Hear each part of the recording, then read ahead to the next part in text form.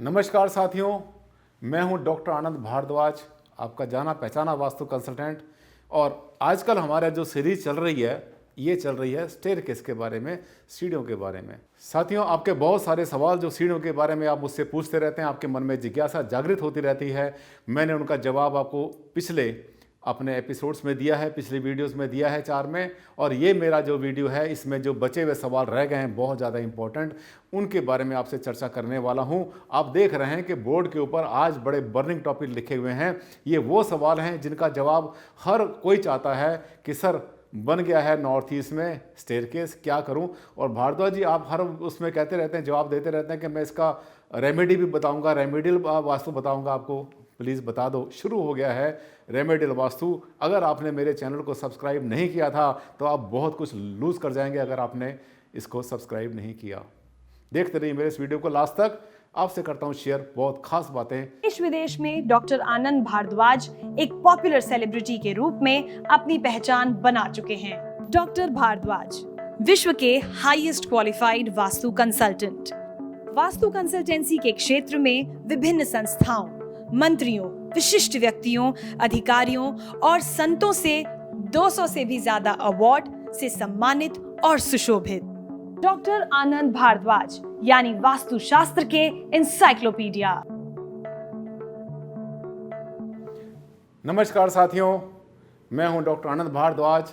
और जैसे मैंने आपसे कहा था कि आपको बताऊंगा वास्तु में सीढ़ियों का महत्व क्या है, क्या गलती नहीं करनी चाहिए। चलिए फिर से लेके चलता हूं आपको सोपान की दुनिया में। सोपान भी कहते हैं सीढ़ियों को। बहुत सारे टॉपिक है। सीढ़ी के नीचे क्या डेकोरेशन करना चाहिए, कबर्ड बने या ना बने, एंटी क्लॉक सीढ़ी की रेमेडी क्या करें जब सीढ़ी हमारी घूम गई हो उल्टे हाथ, एंटी क्लॉक घूम गई हो तब क्या करें। इसके बाद अगर हमारी सीढ़ी नॉर्थ या ईस्ट में बनाने की मजबूरी हो रही है, कोई तरीका नहीं है, और भारद्वाज जी आप मना करते हैं नॉर्थ और ईस्ट में सीढ़ी नहीं होनी चाहिए, सभी मना करते हैं, क्या करें, मजबूरी पड़ रही है हमारी, हमें डुप्लेक्स बनाना है, तब क्या करें। और नॉर्थ ईस्ट सीढ़ी अगर आपकी बन गई है तो उसकी रेमेडी क्या करें। साथियों, बहुत ज़्यादा बर्निंग सवाल। आज का वीडियो बहुत ज़बरदस्त होने वाला है, इसको छोड़ना मत, आप लास्ट तक देखना, इसमें साथ रहना। आपको बताऊंगा हर एक बात जो आपके मन में बहुत दिन से आई है सीढ़ियों को लेकर। ये सभी टॉपिक लूँगा मैं। नंबर 1, सीढ़ी के नीचे डेकोरेशन कैसा होना चाहिए। सीढ़ियाँ बहुत कॉमन, आपको पता है सीढ़ियाँ कैसे होती हैं, किसको बोलते हैं सीढ़ियाँ हम लोग। ये सब सीढ़ियों के तरह तरह के डिज़ाइन देख रहे हैं आप, ठीक है। अब जब सीढ़ी बनती है तो उसके नीचे क्या होना चाहिए।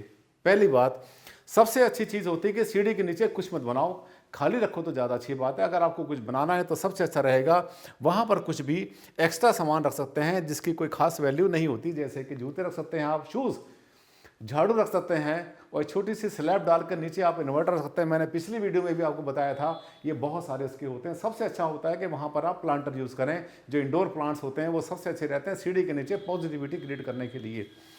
उसके नीचे की डेकोरेशन हमारी इस तरह से होनी चाहिए। इसके बाद नेक्स्ट सवाल था हमारा कि नीचे कबर्ड बनाए कि ना बनाए। बना लो, कोई समस्या नहीं है। पहली बात तो अवॉइड करो, देखो बार बार कहता हूँ अवॉइड करो, पर मैं आपको कोऑपरेट करता हूँ। जब उसके नीचे आपने कबर्ड बनाई है तो उसके अंदर भी आप एक्स्ट्रा सामान, जैसे कि आप जो है कबाड़ी को बेचने का सामान होता है, रद्दी होती है, वो रख सकते हैं आराम से। नीचे टॉयलेट ना बनाएं कभी भी, नीचे उसके कैश ना रखें कभी भी, स्टडी रूम ना बनाएं कभी भी, कोई वैल्यूबल ना रखें। एक्स्ट्रा सामान के लिए इसको यूज़ कर सकते हैं अगर आपके पास छोटा मकान है। अगर थोड़ा सा भगवान ने आपको बड़ा प्लॉट दिया हुआ है और मजबूरी आपको नहीं है कोई नीचे बनाने की, तो कोई समस्या नहीं है, कोई वैल्यूबल उसके नीचे नहीं रखना चाहिए। इसके बाद आता है सीढ़ी, एंटी क्लॉक सीढ़ी जो है उसकी रेमेडी क्या होती है। अब जो एंटी क्लॉक सीढ़ी होती है आपकी, वो देखिए जो उल्टे हाथ घूम जाती है। आपको दिखाता हूँ इसमें एंटी क्लॉक जो सीढ़ी घूमती है। देखिए ये सीढ़ी एंटी क्लॉक घूमी हुई है, उल्टे हाथ घूम गई, यानी जब हम चढ़ते हैं तो उल्टे हाथ जा रहे हैं, हम लेफ्ट में घूम रहे हैं। ये स्टेयरकेस जो है बिल्कुल ठीक है, क्लॉकवाइज है, और वो जो दिखाई थी मैंने आपको वो एंटी क्लॉक स्टेयरकेस थी। अब देखिए एंटी क्लॉक स्टेयरकेस का बहुत आसान इलाज आपको बताता हूँ मैं, कैसे उसको ठीक करेंगे। बहुत आसान तरीका। देखिए ग्राफिक्स का मैं सहारा ले रहा हूँ। मेरे मन में बड़ी दिली इच्छा थी कि मैं आपको जो है कुछ ऐसे बताऊँ कि जिससे आपके समझ में एक एक बात आ जाए, कुछ भी सवाल आपके मन में ना रहे। अब देखिए अगर आपके घर में कोई एंटी क्लॉक सीढ़ी बनी हुई है तो उसमें आपको कुछ नहीं करना, कोई आपने तोड़फोड़ नहीं करनी। पहली बात तो मन में ये बात बिठा लो कि आपके घर में बड़े से बड़ा वास्तु दोष अगर होता है तो आपने घर में तोड़फोड़ नहीं करनी। आज मैं आपको नॉर्थ ईस्ट, पूर्वोत्तर, ईशान कोण के अंदर जो सीढ़ी बनती है मैं उसकी रेमेडी भी आपसे शेयर करने वाला हूँ, जो कि बहुमूल्य है, बहुत कीमती है। कोई नहीं बताएगा आपको, सब बोलेंगे तोड़ दो फोड़ दो, यहाँ तक कि अपनी वो सामान चिपकाने की, नीचे दबा दो, लटका दो, चिपका दो, वो आपको जो है 1 लाख 2 लाख 5 लाख का सामान जरूर बेचने के लिए तैयार हो जाएंगे वास्तु वाले। हाँ, और लेकिन रेमेडी कोई नहीं बताएगा। डेकोरेशन बता दिया मैंने आपको पहला, ठीक है। दूसरा मैंने आपको बता दिया कबर्ड के बारे में। तो ये जो है 2 सवाल आपके हो गए हैं। एंटी क्लॉक सीढ़ी, अब देखिए हमारी जो कोई भी सीढ़ी है, अगर हम जो है देखते हैं कि इस तरह से घूम जाती है, एंटी क्लॉक घूम जाती है, उसके बाद वापस आती है।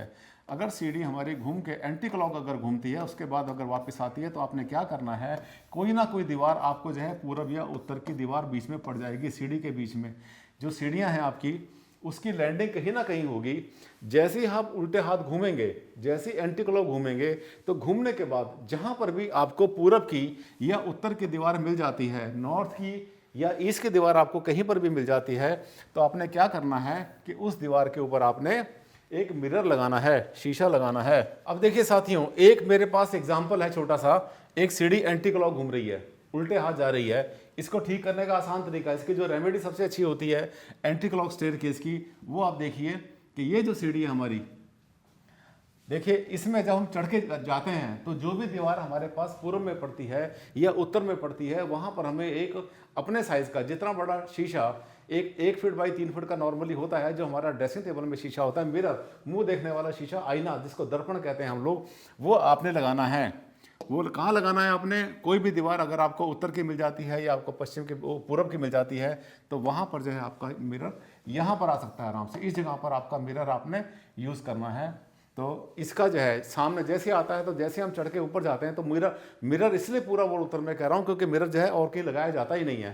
तो जो भी मिरर आपने लगाना है तो उसके लिए ध्यान करेंगे कि आप जो है वो पूरब या उत्तर में लगाएंगे, तो जो ऊपर जाएंगे तो आपकी बॉडी एनर्जी को उल्टा कर देगा। वो बहुत आसान तरीका होता है ये।